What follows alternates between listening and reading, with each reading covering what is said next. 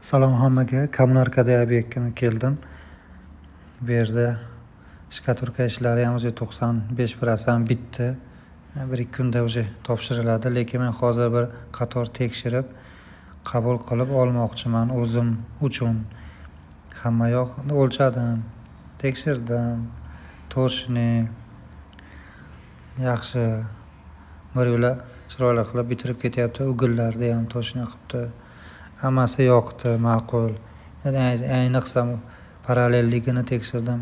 Qaranglar, toshni 11.22, 11.22.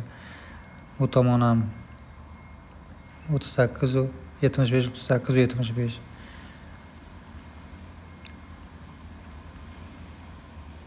Gap to'g'risi, seryozni xato topa olmadim. Umuman 1 millimetr ham xato yo'q.